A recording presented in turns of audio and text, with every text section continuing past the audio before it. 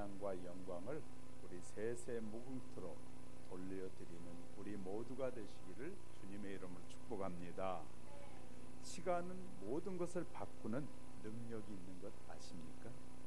새 것이 현 것이 되고 최신형 컴퓨터를 사놔도 2, 3년만 지나면 구형으로 결국 쓸모없이 버리게 됩니다. 우리의 인생도 나날이 바뀌어져서 어린아이가 소년이 되고 소년이 청년으로 바뀌게 되고 또 건장하던 청년이 힘없는 노인으로 바뀌게 됩니다. 그리고 생명은 죽음으로 바뀌게 됩니다. 죽음은 참으로 비참하고 허무하고 잔인할 뿐만 아니라 냉혹하게 모든 사람에게 공평하게 찾아옵니다. 그러므로 죽음을 누구도 피할 수 없는데 죽음은 빈부 이 귀천을 막론하고 누구에게든지 찾아온다는 사실입니다. 그래서 사람들은 죽음을 가장 무서워한다고 합니다. 그런데 여기 반대 현상으로 바뀌는 인생도 있다는 것입니다. 컴퓨터의 작은 칩 속에는 방대한 자료가 들어가는 것처럼 우리들의 손끝만한 이 USB 하나 있으면 저 소재에 있는 모든 책이 들어가고도 남을 정도로 이렇게 방대한 자료가 들어가기도 합니다. 이처럼 나무의 씨앗 속에는 지극히 아주 적은 씨앗이지만 그 씨앗 속에는 컴퓨터 칩과 같이 어마어마한 것들이 들어있는 것을 알게 됩니다. 씨앗 속에는 큰 건물을 지을 수 있는 목재가 들어있기도 하고 이 해마다 먹는 우리에게 주는 맛있는 과일을 먹을 수 있는 과일이 들어있기도 합니다. 사망은 생명으로 바뀌고 썩을 것이 썩지 않을 것으로 바뀌기도 합니다. 개인들이 거룩한 하나님의 자녀로 바뀌는 인생은 어떤 사람들에게 일어날까요? 바로 예수 그리스도의 부활을 믿는 자들에게 주어지는 하나님의 축복이라는 사실을 믿으시기 바랍니다. 본문에서 예수님께서 로마의 빌라도에게 사형 판결을 받으시고 십자가에 처형된 후에 예루살렘에는 심각한 분위기가 매우 살벌하게 진행되고 있었습니다. 제자들은 예수님께 큰 소리를 쳤지만 주님과 함께 죽기까지 하겠습니다, 따르겠다고 했지만 그 모든 기상은 버려버리고 폐잔병처럼 숨어 들어가기 시작했습니다. 당시에 이미 베드로는 예수 그리스도를 모른다고 3번이나 부인할 뿐만 아니라 다른 제자들은 혹시라도 잡힐까봐 몸살이면서 조심스럽게 숨어 다니고 있었습니다. 숨죽이며 토요일 밤을 지새운 그들은 막달라 마리아와 다른 마리아가 두 여자가 들려준 소식을 듣게 됩니다. 그 여인들이 그리스도의 무덤에 찾아갔을 때 무덤의 문이 활짝 열려 있었고 그 안에서 예수 그리스도는 보이지 않고 주위에 천사가 앉아 있었습니다. 그리고 천사의 증언은 그리스도께서 살아나셨다라는 것이었습니다. 그리고 실제로 그들의 눈으로 살아계신 예수 그리스도를 만나게 됩니다. 이 소식은 제자들에게 전하라는 부탁까지 받게 됩니다. 그리고 증거했습니다. 제자들도 이런 그 여인들의 말을 믿기가 매우 어려웠어요. 왜냐하면 지금까지 죽은 자가 살아난다는 것에 대해서는 이런 이해가 별로 없었기 때문에 그들은 받아들이기 어려웠을 것입니다. 다시 살아난다는 사실은 일반 상식 밖의 일이라는 것을 모든 사람들이 알고 있었기 때문입니다. 부활하셨다는 소식을 들은 제자들이 저녁 때 이제 한자리에 모였습니다. 혹시 로마 당국이나 유대인들 중에 자기들을 잡으려는 자들이 쳐들어와서 체포는 당하지 않을까 두려운 마음으로 숨을 죽이면서 모여들었습니다. 그동안 공포 속에 떨고 있던 그들이 이제는 전혀 살아계신 예수님 만나면서 다른 모습으로 달라지기 시작합니다. 예수님이 부활하셨다는 이 소식을 듣고 와서 만나서 제자들과 함께 나누고 예수님을 만나는 순간 이 제자들의 마음이 바뀌기 시작합니다. 아, 이렇게 살아날 수 있구나. 죽었어도 하나님은 살리시는 분이라는 사실을 믿게 됩니다. 제자 중에 하나였던 도마는 그때까지 주님을 만나지 못하여 부활이 사실일까라는 의구심을 강하게 갖고 있었습니다. 그때 도마를 찾아오신 주님이 말씀하셨어요. 요한복음 20장 29절에 예수께서 이르시되 너는 나를 본고로 믿느냐? 보지 못하고 믿는 자는 되도다 라고 말씀하시는 것이었어요. 주님의 부활하심에 대한 중요한 의미들을 오늘 살펴가는 사이에 하나님께서 우리에게 더 큰 은혜로 역사해 주시기를 주님의 이름으로 축복합니다. 첫 번째,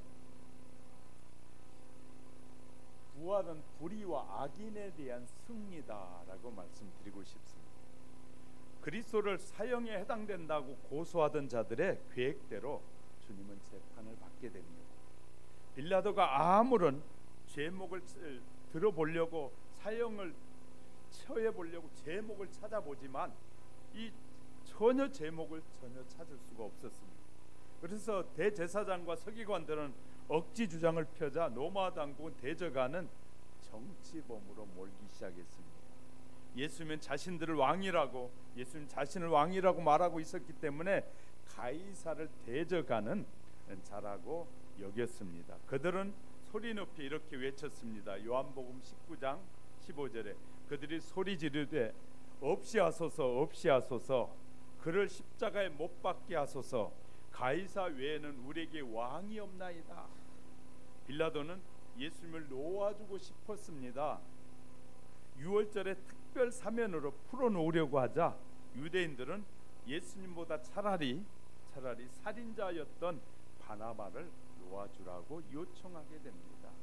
누가복음 23장 19절에 보면 이 바나바는 성중에서 일어난 밀란과 살인으로 인해 옥에 갇힌 자라라고 말씀하고 있습니다. 유대인의 환심을 사기 위해서 빌라도는 무죄한 예수를 사형에 처하도록 허락하게 됩니다. 유대인과 이방인이 합세하여 의로우신 그리스도를 죄인으로 만들어 십자가에 못 박아 죽게 된 것입니다. 아무도 그 죽음의 잔을 막지 못했습니다. 십자가 앞에 로마 군병들은 예수님의 통옷을 나누어서 가지려고 제비를 뽑기 시작했고 지나가던 사람들은 예수님을 저주했습니다.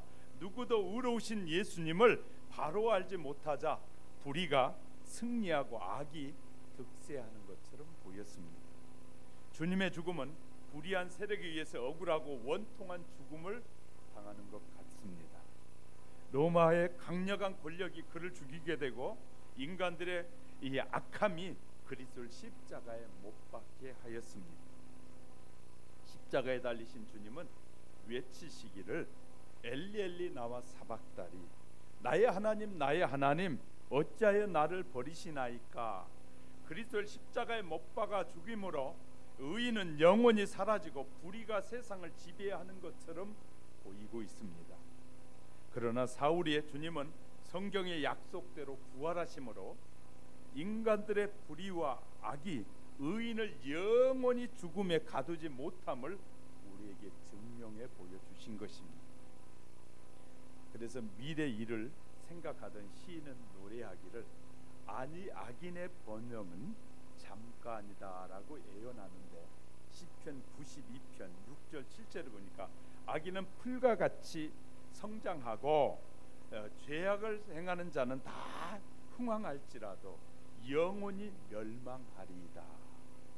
시편 37편 10절은 잠시 후에 악인이 없어지리니 내가 그곳을 자세히 살필지라도 없으리로다.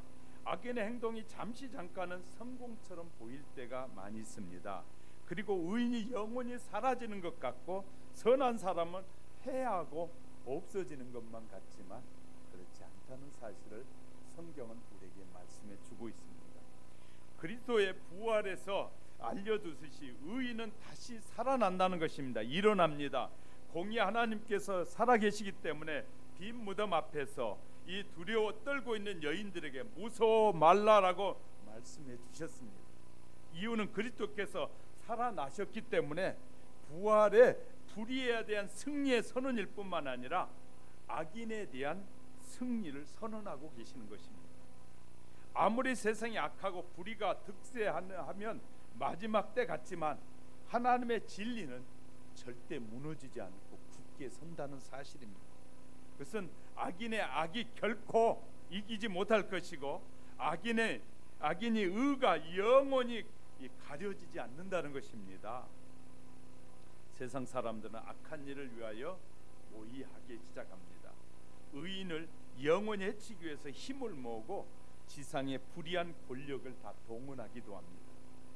힘 있는 자가 득세하고 가진 자가 천하를 움직이는 것처럼 보일 때가 얼마나 많습니다. 가난한 자들은 설 자리가 없어 보이고요. 만일 부활의 주님이 계시지 아니한다면 의와 불의함이 충돌할 때 불의가 승리할 수 있을 것입니다. 악인이 의인을 멸망시킬 수도 있을 것입니다. 그러나 하나님이 살아계시고 부활하신 주님이 우리를 찾아오셔서 두려워하지 말라고 하시기 때문에 성도들은 주님 안에서 무한한 위로를 받고 안심할 수 있다는 사실을 믿으시기 바랍니다. 성경에 우리는 욥에게서 아주 좋은 예를 볼 수 있습니다. 그가 죽음의 문턱에서 담대히 설 수 있는 비결을 우리에게 말씀해 주고 있는데, 자녀들이 떼죽음을 당하고 강하게 공격하였을 때도 욥은 흔들리지 않습니다. 재산이 모두 사라졌을 때도, 그의 아내가 그를 향해 저주하고 욕을 하였을 때도 욥은 흔들리지 않았습니다. 심지어 그들에게 들어닥친 이 독한 질병조차도 그를 무너뜨리지 못했던 이유가 어디에서 나왔을까요? 욥기 19장 25절 26절에서 이렇게 기록하고 있습니다. 내가 알기에는 나의 구속자가 살아계시니 후일에 그가 땅 위에 서실 것이라. 나의 이 가죽 이것이 썩은 후에 내가 육체 밖에서 하나님을 보리라. 욥은 그토록 강하게 욥을 붙잡아 줬던 것은 바로 부활에 대한 믿음이었습니다. 할렐루야. 저와 여러분이 부활에 대한 믿음을 가지고 사신다면 이 험난한 세상 속에서도 우리는 얼마든지 담대하게 믿음의 사람답게 살아갈 수 있다는 것입니다. 이 부활의 신앙이 이 2019년 이 부활절 이 예배를 통해서 저와 여러분 속에 확실히 마음속에 간직되어지는, 그리고 마음속에 살아 움직이는 부활의 능력이 임하시기를 주님의 이름으로 축복합니다. 오늘 우리도 부활의 확실히 믿고 그분처럼 우리도 부활에 참여하게 될 것을 믿는다면 이 세상에 어떤 불의와 이 악함이 우리를 이기지 못할 것입니다. 주님의 부활은 아주 중요한 의미를 우리에게 전해주고 있다는 사실을 믿으시기를 주님의 이름 축복합니다. 두 번째, 부활은 영원한 사망에 대한 승리입니다. 죽음은 인간을 가장 불행스러운 존재로 이 전락시키는 것이라는 것입니다. 이것의 실체이죠. 한 생명이 태어나서 순간은 천하보다 소중한 존재가 이 세상에 진입하는 가장 귀한 시간이 바로 태어나는 순간입니다. 그는 육신만 태어난 존재가 아니라 그 속에 영혼이 함께 완전한 인격체로 이 세상에 태어납니다. 악인은 온갖 가능성을 지니고 있고요. 이 세상에 와서 이 육체가 이 성장함과 동시에 지혜가 함께 이 사람 속에서 자라기 시작합니다. 그는 동물과는 근본적으로 다른 존재로 이 세상에 왔습니다. 진화론자들은 사람들의 존재를 동물과 차이가 없는 존재, 약간의 이 다른 존재로 이 세상에 왔다라고 말합니다. 이렇게 사람을 격화시키고 있는 것이죠. 그들은 사람이나 짐승이나 본질은 같은 존재라고 생각합니다. 그러나 이것은 가장 어리석은 생각이라는 것이죠. 사람에게는 짐승들이 가지지 못한 중요한 것은 곧 영혼이 있다는 것입니다. 인간에게는 본능만 있는 것이 아니라는 사실입니다. 이 세상의 어느 존재도 가지지 못한 인격을 가지고 있는 것이 사람입니다. 그것은 곧 거룩하며 지혜요 의로우며 짐승들에게는 이런 인격 자체가 없다는 사실입니다. 근데 오늘 많은 그리스도인들도 동물들을 가족에 들으면서 가족이라고 말하고 품에 안고 살고 이렇게 우리 자식이라고 말하는 그런 사람들도 있더라고요. 이것은 아직도 성경을 잘 못 배우고 있는 것이고 하나님의 창조의 질서를 잘 이해하지 못한 데서 나오는 생각이라고 생각됩니다. 왜 오직 사람에게만 이런 인격이 있을까요? 사람에게만 이런 인격이 있을까요? 그 이유는 사람은 창조주 하나님의 형상을 담고 태어났기 때문인 것이죠. 따라서 사람은 하나님의 모습을 담고 태어났습니다. 이것이 곧 거룩함이요, 지혜로움이요, 의로움이요, 그리고 중요한 요소는 생명의 본질인 것이죠. 생명이란 소멸하는 존재가 아닙니다. 이 하나님의 존재가 영원한 것처럼 하나님의 형상을 닮은 사람의 생명도 소멸하는 존재가 아니다. 없어지는 것이 아니다. 믿습니까? 하나님의 존재가 영원한 것처럼 우리의 존재는 소멸하지 않는 것입니다. 이 생의 물질도 소멸하지 않습니다. 다만 화학적인 변화로 그 외형이 변하고 분자의 구성이 달라지는 것뿐이라는 것이죠. 하나님이 지으신 만물은 소멸하지 않고 영구적으로 존재하는 것은 아닙니다마는 인간의 몸과 영혼도 영원히 존재하는 것입니다. 우리 몸은 죽음을 통하여 영혼과 육체가 분리되는 순간부터 몸은 화학적 반응으로 본래 흙으로 되돌아가는 것입니다. 육체가 소멸하는 것이 아니라 단지 변화하고 몸속의 요소들이 분해돼서 흙으로 돌아가고 수분으로 각종 원소로 돌아갈 뿐입니다. 존재 자체가 사라지는 것이 아니라 단지 변화되고 있는 것뿐입니다. 그럼 영혼은 어디로 사라질까요? 영혼은 어디로 가는 것일까요? 영혼도 존재 자체가 사라지는 것이 아닙니다. 다만 왔던 하나님께로 돌아간다는 것입니다. 저와 여러분의 영혼은 하나님 이 땅에 보내서 잠시 잠깐 살다가 우리의 영혼은 하나님께로 돌아간다. 어디서 말할까? 전도서 3장 21절에 인생들의 혼은 위로 올라가고 짐승의 혼은 아래 곧 땅으로 내려가는 줄을 누가 알랴? 짐승과 사람은 완전히 다르다는 것이에요. 짐승은 땅으로 돌아가고 육체가 돌아가는 것처럼 우리의 영혼은 하나님께로 돌아간다는 것이에요. 근데 어떻게 이 동물들을 가족이라고 하고 가족처럼 내 자식이라고 말하는 것은 엄청난 하나님의 뜻을 잘못 이해하는 데서 생기는 요소들인 것이죠. 우리가 잘 알아야 돼요. 죽음이란 영혼과 육체가 분리되는 걸 의미하는 것이에요. 죽음의 관문을 통과하면 이 더 이상 육체 영혼이 거주하지 않습니다. 육체는 흙으로, 이 영혼은 하늘로, 즉 하나님께로 돌아가서 그의 행위대로 심판을 받게 된다라고 우리에게 말씀하고 있습니다. 이 사망의 원인이 무엇입니까? 창조될 때 하나님께서 아담과 하와, 즉 우리의 조상인 두 사람에게 가능성을 가지고 태어나게 하셨습니다. 그리고 자유의지라는 가능성을 주셨습니다. 죽음을 보지 않고 영원히 살 존재의 길과 죽음에 이르는 길이 열려 있었던 것이죠. 그 결정은 하나님께서 정하신 계명을 지키느냐, 그 계명을 지키지 않느냐에 따라 달라진다는 것입니다. 그것은 선악을 알게 하는 나무의 이 실과를 따먹었느냐 먹지 않았느냐, 생명과 사망의 결과가 결정된 것입니다. 불행스럽게도 우리의 조상들은 사망의 길을 선택한 것이었습니다.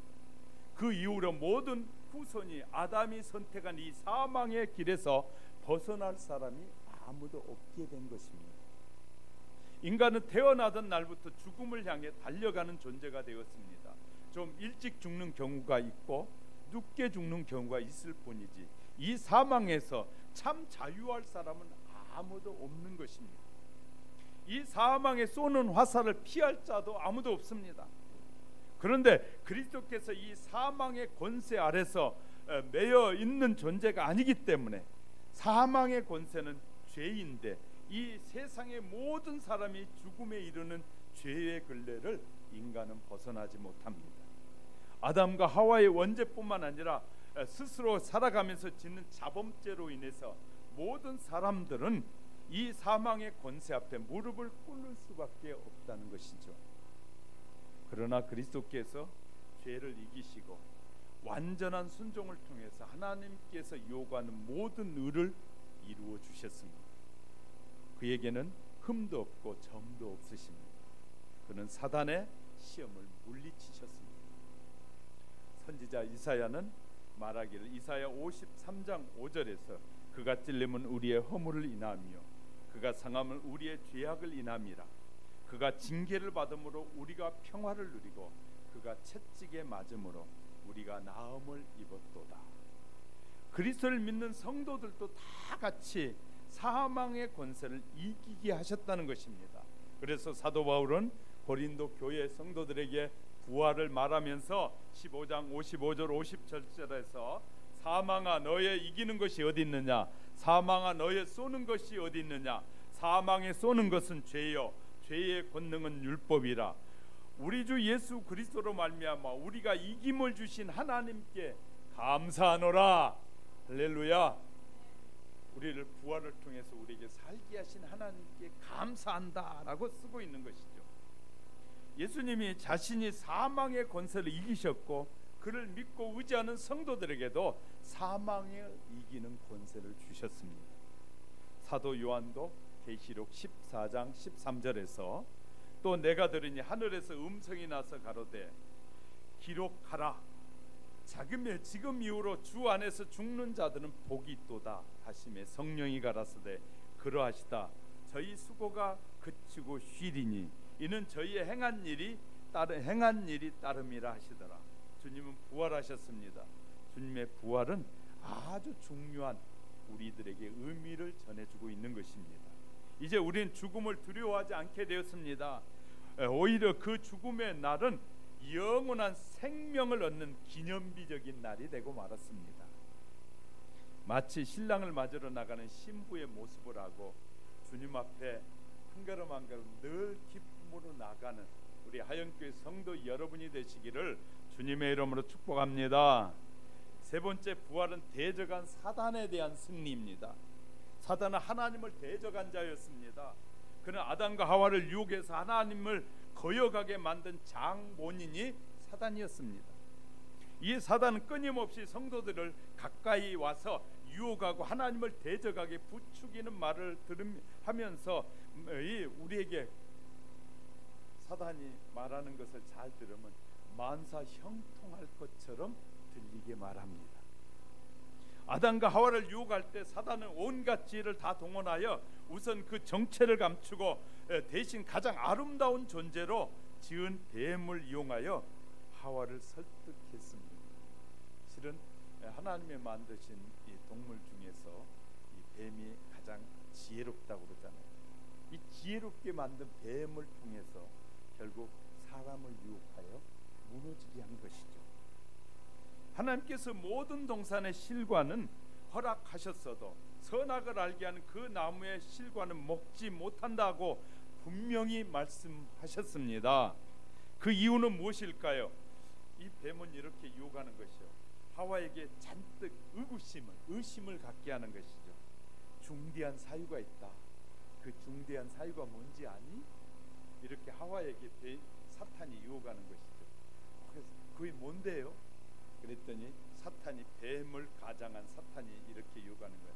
너희가 사람들이 알면 하나님에게 해가 되니까, 사람들이 하나님의 비밀을 알까 봐서, 사람들이 하나님의 비밀을 알까 봐서 하나님이 그것을 먹지 말라고 하는 거야.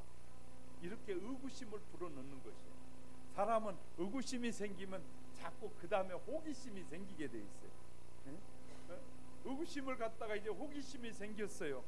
뱀의 말을 들으니까 그런 것 같아요. 왜 하나님이 모든 실과를 다 먹게 했는데 유독 이 선악을 알게 하는 나무는 먹지 말라고 하셨을까? 얼마나 이 의구심이 생깁니다. 그러니까 그래? 정말 그러면 먹어볼까? 그런 유혹을 갖게 하는 거죠. 사람들은 이렇게 하잖아요. 이것에 투자해봐. 당신에게 5배, 10배 남는다니까. 많이 남아. 이자 많이 줄게. 이렇게 사람을 유혹하는 것은 대부분이 사기거든요. 사기치는 사람들은 사람들에게 뻥을 튀어가지고 막 말해. 이거 오면 2배 남는데 이거 빌려주면 이자 배로 준다는. 세상에 은행에서도 안 주는 이자를 주는 것에 유혹에 빠진 사람이 얼마나 많이. 우리가 상식적으로 생각해도 그 상식에 넘어가면 안 되는데 일단 유혹을 딱 들어오면 그 상식이 안 통해요. 그럴 것 같아. 그리고 그 사람들은 한두 달은 그렇게 해줘요. 때로는 6개월도 해줘요. 그런데 그 다음에는 사라지기 시작해요. 잘 알아야 돼요. 이 세상에 공짜로 먹고 살고 싶은 사람, 젊은이들이 일하지 않고도 그냥 먹고 살고 싶은 젊은이들이 얼마나 많이 있는지, 허황된 꿈을 꾸는 것이에요. 예수 안 믿는 사람은 그렇더라도 예수 믿는 사람들은 철저하게 하나님의 말씀 안에서 내가 땀을 흘리고 수고해서 그 수고의 대가를 얻으리라는 그런 마음으로 살아야 거룩한 삶을 살아갈 수 있는 것이에요. 하나님의 자녀들은 적당하게 사는 것이 아니라 철저하게 하나님의 말씀 안에 사셔야 돼요. 하나님은 저와 여러분 그렇게 살길 원해서 수많은 사람들 속에서 우리를 부르셨어요. 수많은 사람들이 그렇게 사는 것 같지 말고 너는 나의 약속의 말씀을 따라 살라. 내가 주는 평안을 누리며 살라고 우리를 부르신 것이에요. 그런데 우리는 그 수많은 그런 유혹에서 벗어나서 정말 내가 하고 싶은 것, 여러분이 하고 싶은 것이 대부분이 하나님의 뜻을 거역하는 일입니다.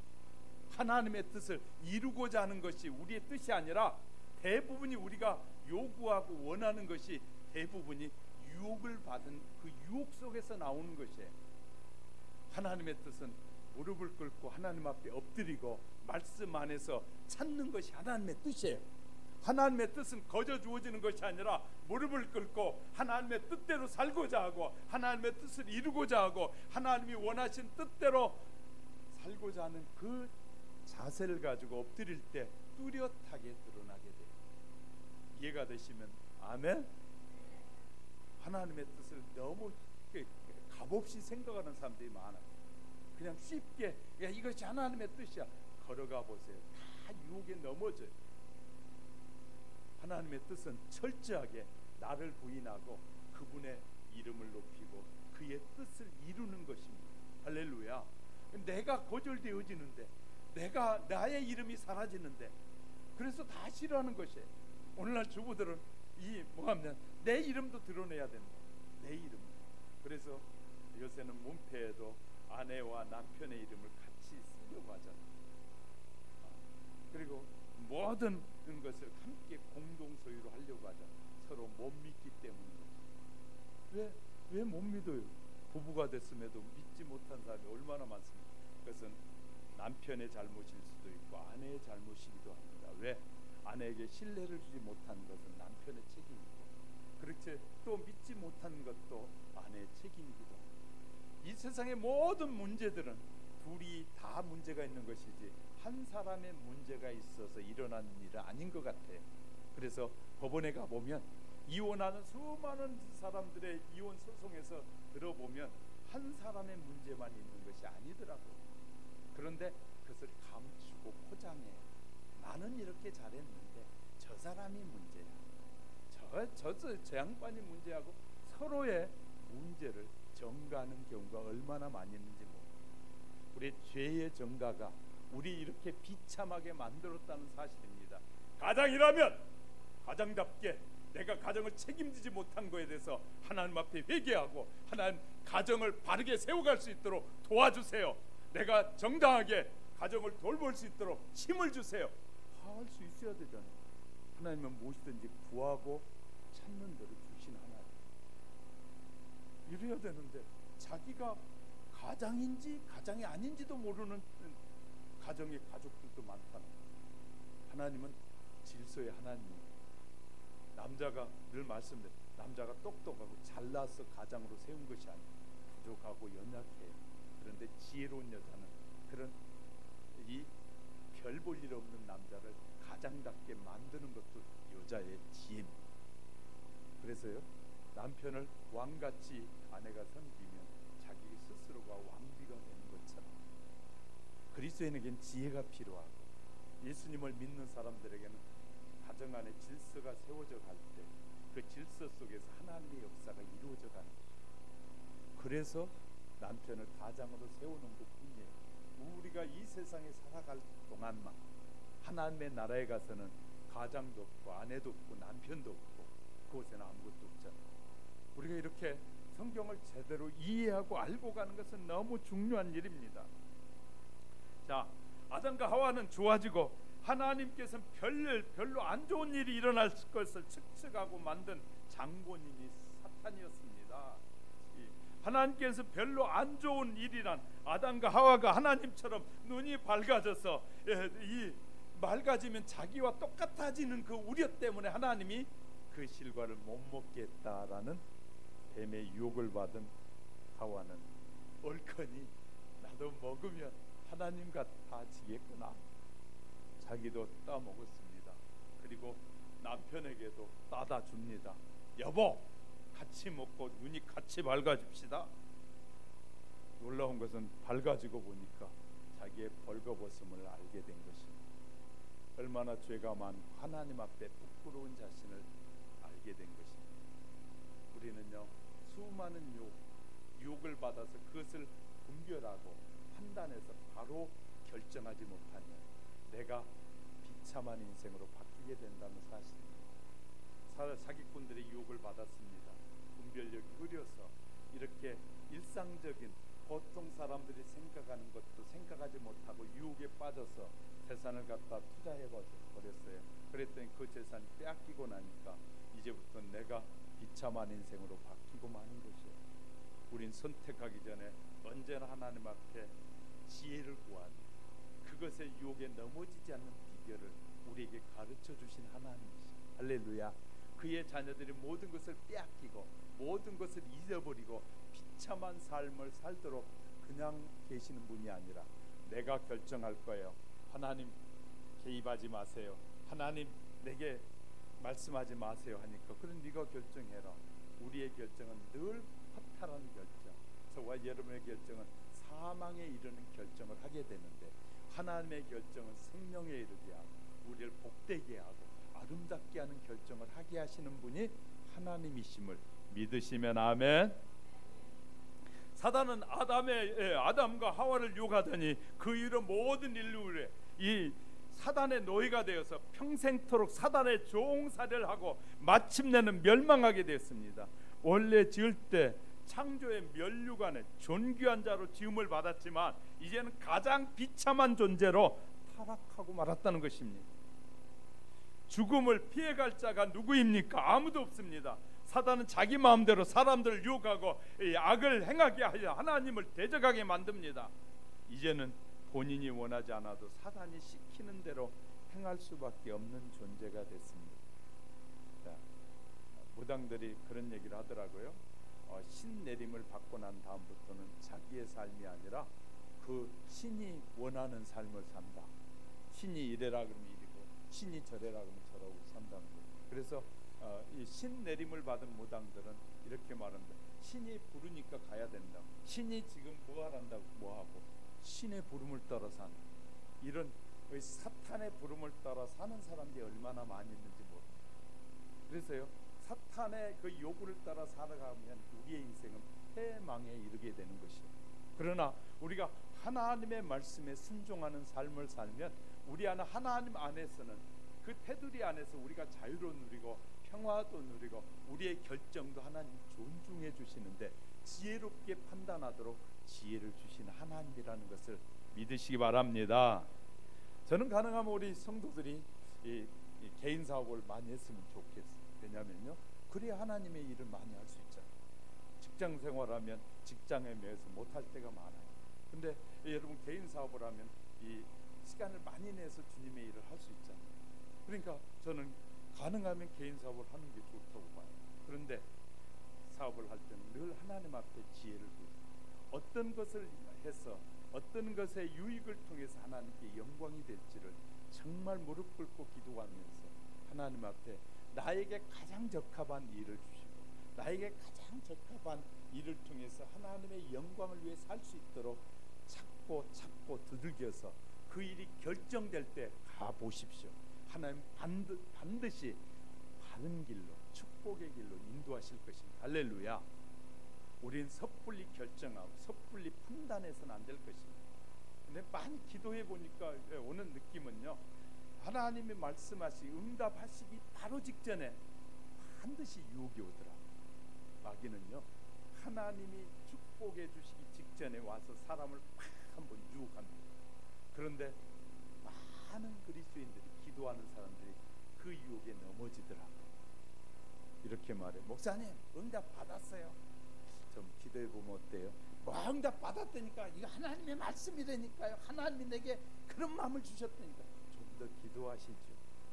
안 들어요. 그럴 때 대부분의 사람들이 넘어지더라고요.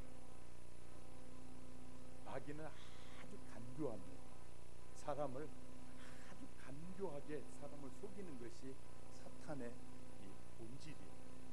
그런데 하나님은요, 미세한 음성으로 말씀하시지만 제가 물어보니까 하나님은 한 번이든 두 번이든 세 번이든 또 물으면 또 대답해 주시고 또 대답하신 하나님은 자비로우신 분이시라 우리가 몇 번 물으면 병신같이 자꾸 묻냐. 세상의 부모는 그러고 세상의 지도자는 그런데 하나님은 100번을 물어도 100번을 온유하신 마음으로 우리에게 말씀하신 하나님.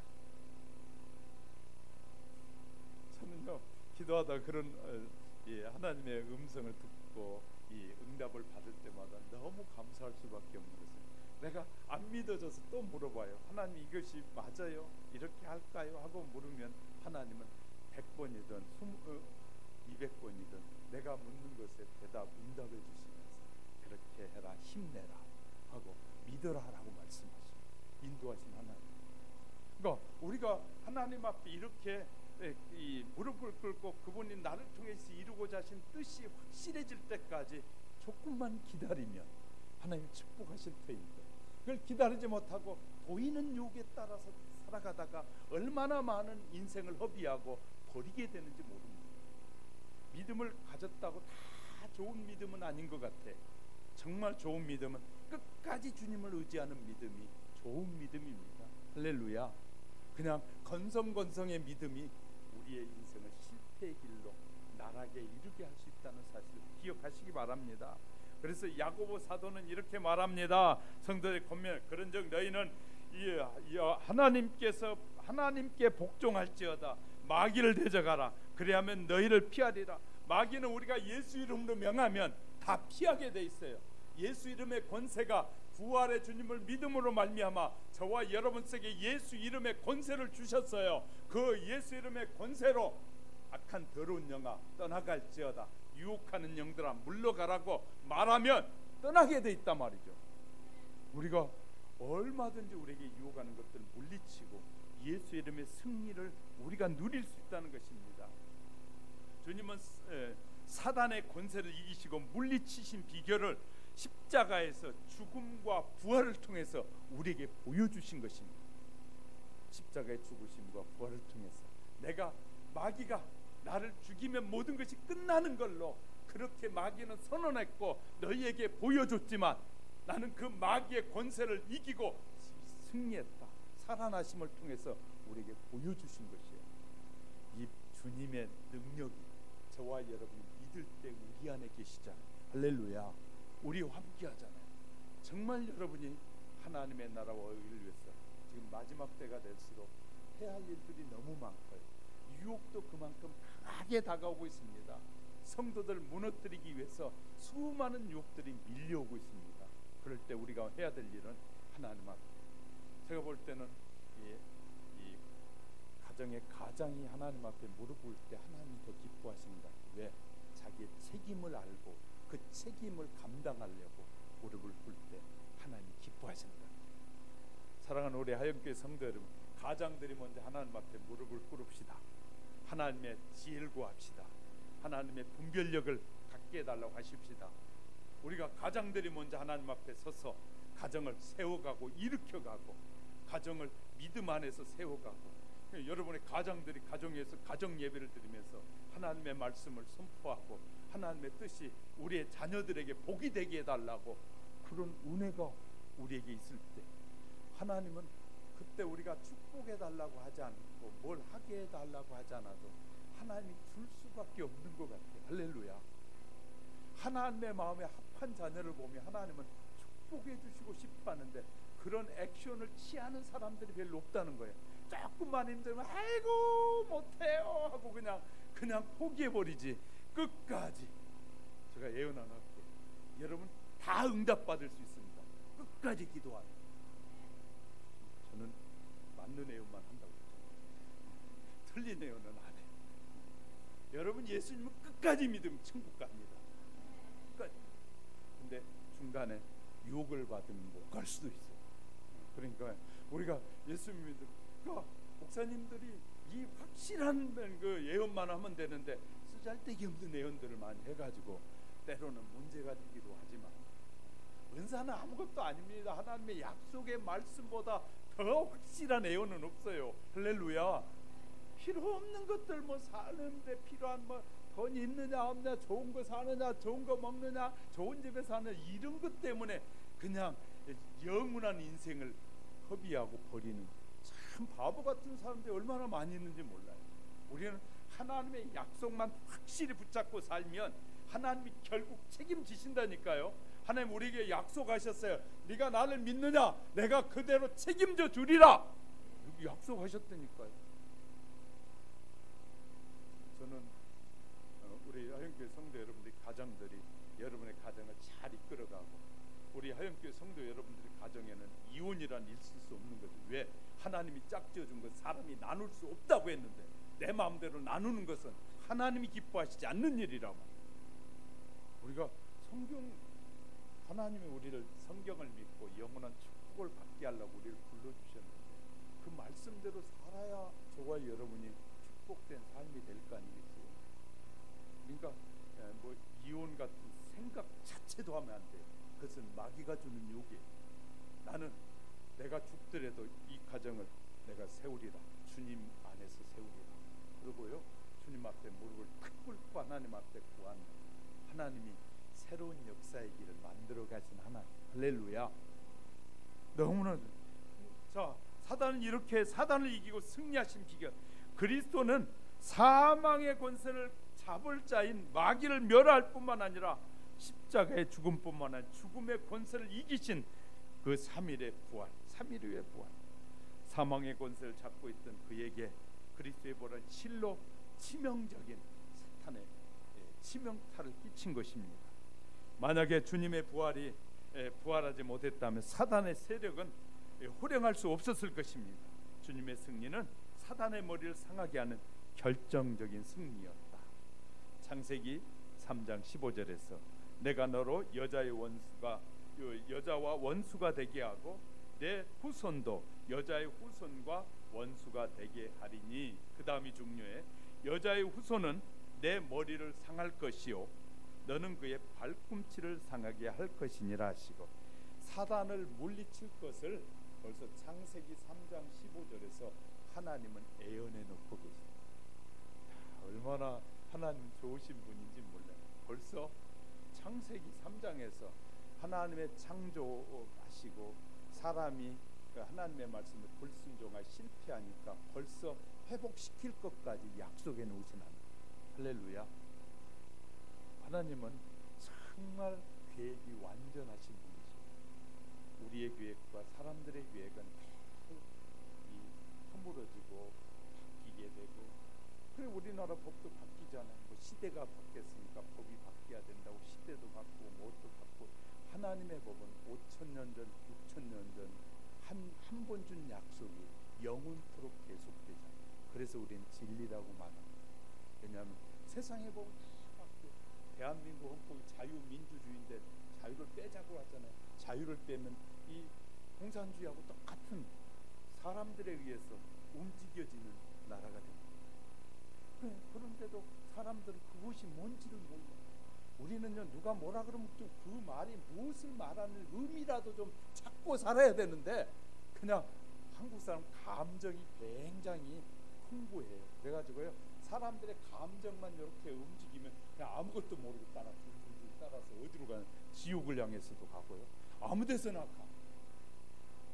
그리스도인들은 분별력이 필요합니다. 하나님 그래서 우리에게 뱀같이 지혜로우라고 하는 것은 분별력을 가져야 된다. 그런 욕을 받았을 때 그것이 뭘 말하는 것인지 그 뜻이 무엇인지 그러면 그 뜻은 무엇을 향해 가려고 저런 말을 하는지를 좀 분별해 봐야 되지 않겠어요? 할렐루야. 이 하나님의 자녀들이 해야 될 일이거든요. 그리고 하나님의 자녀들이 잘못된 세상을 향해서 그렇게 가면 안 된다, 그렇게 가면 우리의 인생이 피해가 보고 손해가 돼 하고 말할 수 있어야 되는데 말하는 사람 자기도 모르는데 자기도 관심이 없이 감정에 끌려 사니까 이 사람이 말하면 그 감정에 끌려가고 저 사람이 하면 그 감정에 끌려가 감정에 끌려가 살다 보니까 자기도 분별력을 잃어버리고 그럼 우리의 인생은 피폐해질 수밖에 없습니다. 사랑하는 성도 여러분, 세상의 지도자들이 말할 때는 그 말이 무슨 말인지를 살펴보세요. 그 내용이 뭔지 뭘 말하려고 하는지를 보는 눈을 열어야 해요. 그래야 세상을 이끌어가는 그리스도인 되고 세상 속에 빛을 발하는 그리스도인이 될 수 있습니다. 부활의 주님을 여러분 속에 맞이하는 우리 하영교회 성도 여러분, 여러분의 마음속에 부활의 주님으로 가득 채워질 뿐만 아니라 하나님이 주신 지혜로 여러분의 분별력, 마지막 때는 분별력이 반드시 필요합니다. 강력한 마귀의 사탄의 유혹이 밀려오게 될 텐데 이럴 때는 분별력을 가지고 어디에 가야, 내가 어디 서 있어야, 내가 무엇을 해야 내 인생이 보장받는지 책임져지는 것인지 이것을 분별하고 여러분 삶을 잘 어거해 가시는 주님께 맡기고 사는 우리 모두가 될 수 있기를 주님의 이름으로 축복합니다. 부활의 기쁨이 우리 하영교회 성도 여러분 속에 풍성해지시기를 주님의 이름으로 축복합니다. 축복합니다. 기도하겠습니다. 참 고마우신 하나님 은혜를 감사합니다. 우리 부활주일을 맞이하여 다시 한번 주님의 부활의 의미를 되새겨 보면서 우리를 향한 하나님의 놀라운 계획과 섭리를 되새겨 보기 원합니다. 성령님 우리에게 가르쳐 주시고 말씀해 주시고 우리의 생명 가운데로 인도해 주셔서 하나님의 뜻만 이루는 신실한 주의 백성들로만 삼아 주옵소서. 예수님의 이름으로 축복하며 기도드립니다.